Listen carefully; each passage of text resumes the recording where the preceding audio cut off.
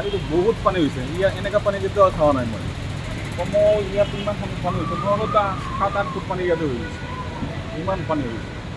আপোনাৰ ঠাণ্ডা টাইমতে হৈছিলে আৰু ৰাতিটো একদম আছিলেই পানী আৰু বহুত।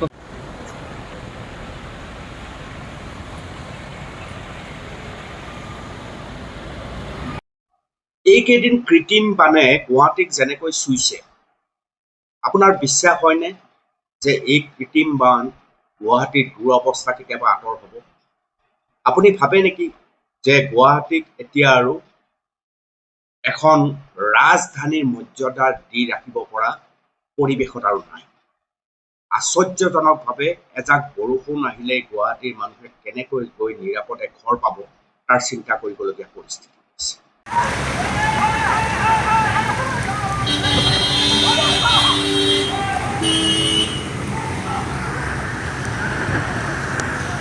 কেনেকুৱা পানী নালা সমান হৈ গৈছে চোৱা।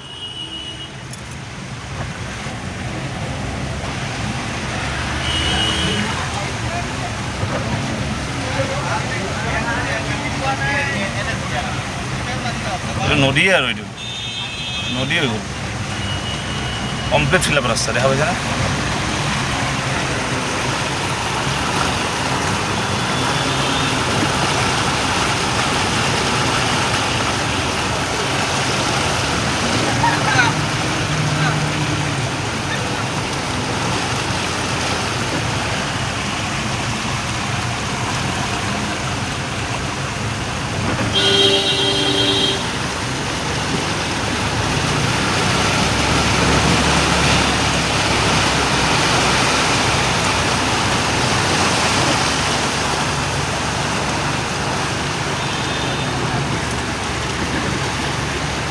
ঠায়ে ঠায়ে যি ধৰণৰ গাঁত হৈছে আপোনালোকৰ দেখি ভয় লাগি যাব।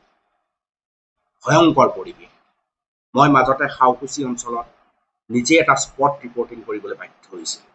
শাওকুচি গুৱাহাটী 40 ভুলবশতঃ আপোনালোকে শাওকুচিলৈ নাহিব। শাওকুচিৰ যিটো মূল পথ, এই পথৰ অৱস্থা মই আপোনালোকক এবাৰ দেখুৱাইছোঁ। এইটো মূল পথ।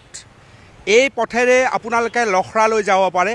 গুৱাহাটীৰ মাজ মজিয়াৰ পথৰ অৱস্থা এবাৰ মই আপোনালোকক দেখুৱাইছোঁ। এইবাবে কৈছোঁ, যদি আপোনালোকৰ বিশেষ একো কাম নাই তেতিয়াহ'লে শাওকুচিলৈ নাহিব। ইয়াত কিমান ধৰণৰ দুৰ্ঘটনা হৈছে হিচাপ নাই। যোৱা 6 মাহ ধৰি এই ধৰণৰ অৱস্থাই চাৰিওফালে, যদি মই আপোনাক লুটিয়াই দিওঁ, চাৰিওফালে একেই দৃশ্য আপোনালোকে দেখিবলৈ সক্ষম হ'ব। এয়া দেখিবলৈ সক্ষম হৈছে। মই প্ৰশ্ন সুধিছোঁ, গড়কাপ্তানি বিভাগ ক'ত আছে? ৰাজ্যৰ মুখ্যমন্ত্ৰীগৰাকীয়ে গম নোপোৱাকৈ এই ধৰণৰ অনুন্নয়নৰ ছবি স্পষ্ট হৈ আছে। নিশ্চিতভাৱে আপুনি এখন গাড়ী আহিছে, গাড়ীখন চাওক কেনেকৈ আহিবলগীয়া পৰিস্থিতি হৈছে। সদায় দেখি থকা এটা দৃশ্য, এই ধৰণে গুৱাহাটী ৰাজপথৰ মাজত যদি এইটো অৱস্থা হয় তেতিয়াহ'লে আপোনালোকে ভাবক, এয়া দেখিছে ৰাস্তা ভাঙি এই মুহূৰ্তত আহিছে। এনেকুৱা পথ গুৱাহাটীত আৰু ক'ৰবাত নাই। ইমান বেয়া হৈছে, ইমান বেয়া হৈছে। এনেকুৱা পথ গুৱাহাটীত গুৱাহাটীত নাই। বহুত বহুত ধন্যবাদ। শুনিলে আপোনালোকে, গুৱাহাটীত এনেকুৱা পথ নাই। চাওক আপুনি এইফালে চাৰিওফালে প্ৰকাণ্ড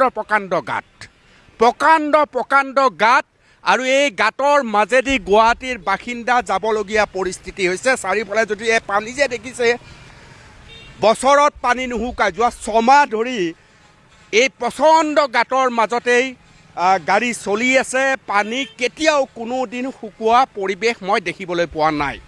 দুৰ্ভাগ্যজনক কথা, এখন চৰকাৰ থকাৰ পিছত, এটা শক্তিশালী গড়কাপ্তানি বিভাগ থকাৰ পিছত, GMCH থকাৰ পিছত, গুৱাহাটীৰ মাজ মজিয়াত এই ধৰণে যদি পথ হয় তেতিয়াহ'লে মানুহ কেনেকৈ থাকিব? এই ধৰণে টমটম যেতিয়া পাৰ হয়, টমটম বাগৰি যোৱাৰ সম্ভাৱনাও আমি দেখিবলৈ পাইছোঁ, আৰু সেনেকুৱা ঘটনাও ঘটিছে।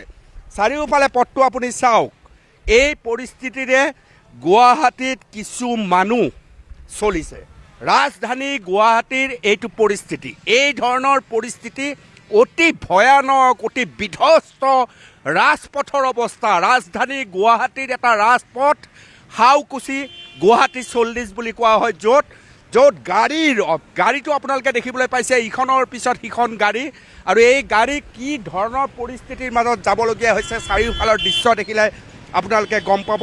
এই পথছোৱাত চাওক কি ধৰণৰ পৰিস্থিতিত মানুহ অহা যোৱা কৰিবলগীয়া হৈছে। চাৰিওফালে সদায় আহে আপোনালোকে এই ৰাস্তা, কওক। ৰাস্তাটোৰ বিষয়ে অকণমান ৰাস্তাটো বেয়া আছে পুৰা অতি বেয়া অঁ এয়া চাওক শিশু লৈ আহে এই পথেৰে সদায় অহা যোৱা কৰে এওঁলোকৰ ইতিমধ্যে অভিজ্ঞতা হৈছে কি ধৰণৰ পথৰ মাজত চলিবলগীয়া হৈছে হয়নে বৰ দিগদাৰ হৈছে আমাৰ ঘৰে এইখিনিত আমাৰ ৰাতিপুৱা আহোঁ দুপৰীয়া আহোঁ ৰাতি যাওঁ এইখিনিতে যাওঁ আৰু এই শিশু লৈ আপুনি স্কুলৰ পৰা আনিছে এনেকুৱা পথৰ মাজেদি দেৰি বৰষুণ দিলে তাৰো বেয়া হৈ যায় ৰাস্তা আৰু বৰষুণ হ'লেতো পানী সম্পূৰ্ণ পানী উঠি যায় পূৰা এটা গড়কাপ্তানি বিভাগ থাকোঁতে ৰাজধানী গুৱাহাটীৰ যদি মূল পথৰ এইটো অৱস্থা হয় তেতিয়াহ'লে আৰু কি ক'ব আৰু গুৱাহাটী এইবিলাক চাব লাগে ৰাস্তা কিমান বেয়া হৈছে বাছবোৰ আহিছে স্কুলত কিমান আমাক অসুবিধা হৈ যায় পানী আহিলে নিশ্চয় চাৰিওফালে চাওক চাওক মানুহ কেনেকৈ যাবলগীয়া হৈছে এই ধৰণে মানুহ পাৰ হ'বলগীয়া হৈছে বিধ্বস্তময় পথ মই সুধিছোঁ পশ্চিম গুৱাহাটীৰ বিধায়ক ডাঙৰীয়াক মই প্ৰশ্ন সুধিছোঁ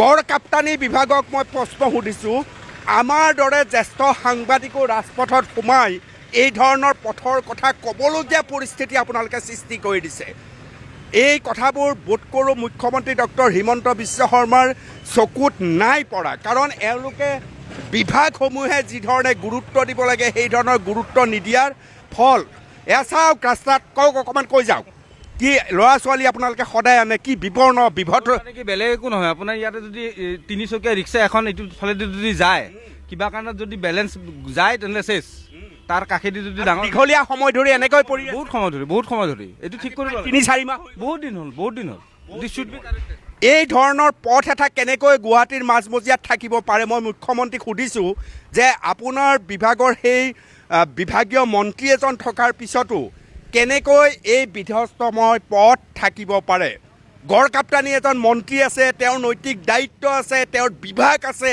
তাৰ পিছতো এই বিধ্বস্তময় পথ ৰাজধানী গুৱাহাটীৰ মাজমজিয়াত কেনেকৈ থাকিব পাৰে চাওক আপুনি স্কুলৰ বাছ এই মুহূৰ্তত আহি আছে সকলো সময়তে স্কুলৰ বাছ আহে ল'ৰা ছোৱালী আহে এয়া আপোনালোকে দেখিছে টমটম গৈছে চিঞৰি গৈছে আমাৰ কণতে কৈ দিয়া ৰাস্তা বেয়া ঠিক কৰাব লাগিব সদায় কষ্ট হৈ ৰাতিব ৰাস্তা বেয়া বহুত বেয়া এয়া শুনিবলৈ পালে ৰাস্তা বেয়া সঁচাকৈ লাজ লগা কথা দুখ লগা কথা যে ৰাজধানী গুৱাহাটীত এই ধৰণৰ এটা পৰিস্থিতি এই কদৰ্যময় এটা পথৰ কাহিনী মই আপোনালোকৰ সন্মুখত কৈছোঁ মই আকৌ এবাৰ কৈছোঁ হাউকুচি গুৱাহাটী 40 হাউকুচি গুৱাহাটী 40 আপুনি এই পথেৰে ভেটাপাৰা হৈ লখৰালৈ যাব পাৰে এটা গুৰুত্বপূৰ্ণ পথ গুৰুত্বপূৰ্ণ গাড়ী চলি থাকে আৰু সেই গাড়ী চলি থকা পথটোৰ যি বিধ্বস্তপ্ৰায় অৱস্থা লজ্জাজনক কথা গড়কাপ্তানি বিভাগৰ বাবে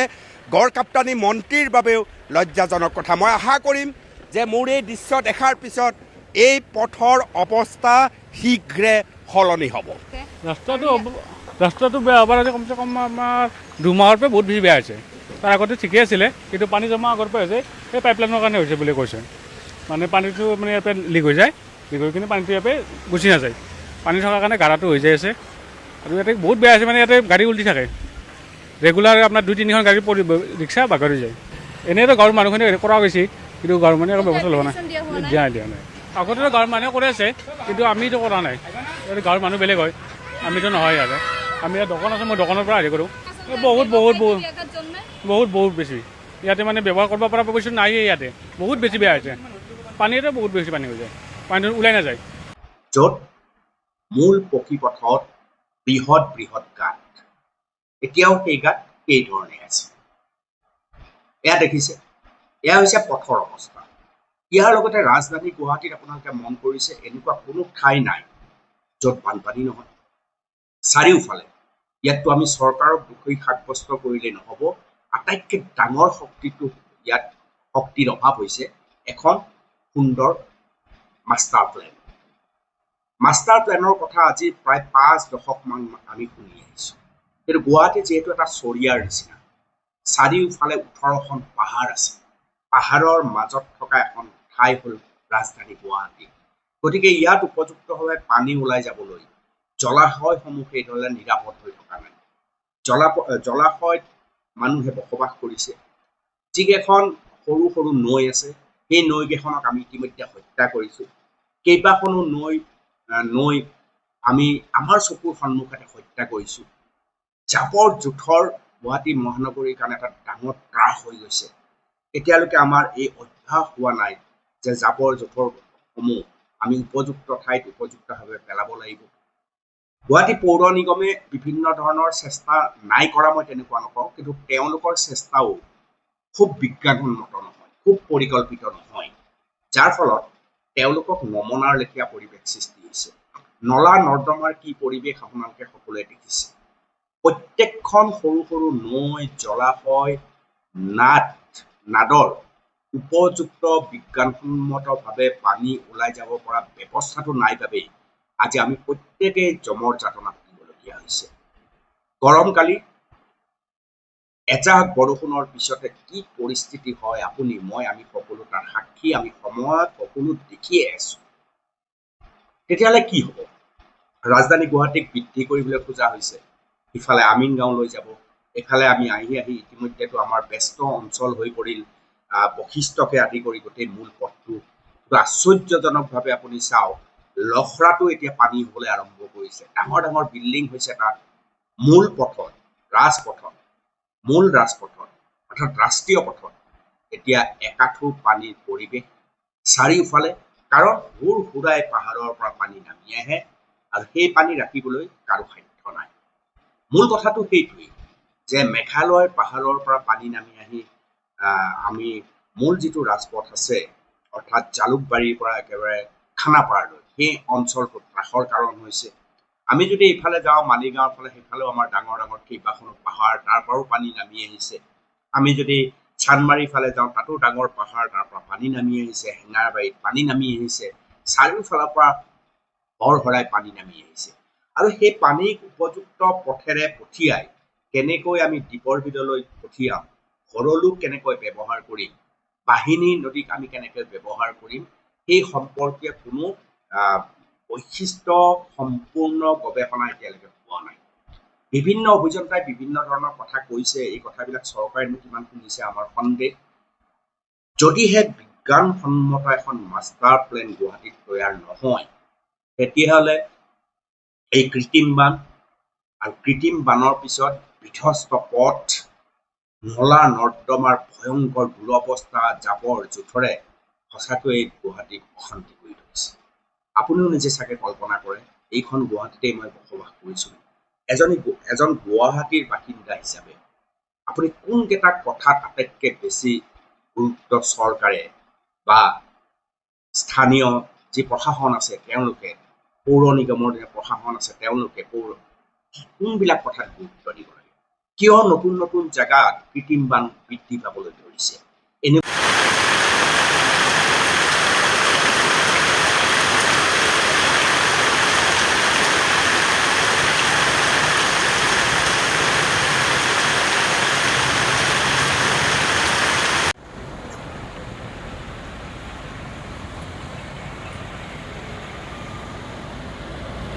বহু অঞ্চল কিয় জন্ম হৈছে যিবিলাক অঞ্চলত এতিয়া গাড়ী এখন লৈ কৃত্ৰিম বানপানীত ভেদ কৰি যাব নোৱাৰা পৰিস্থিতি হৈছে? কিয় হৈছে? এই কিয়ৰ উত্তৰ আমি বিচাৰিবৰ হ'ল। নহ'লে ৰাজধানী গুৱাহাটীৰ যিটো পৰিৱেশ আৰু পৰিস্থিতি, সেই পৰিৱেশ আৰু পৰিস্থিতি এতিয়া বিশেষকৈ বানৰ দিনত মানুহ যে থাকিব পাৰিব তাত আৰু সন্দেহ হৈছে। আপোনালোকে কি ভাবে?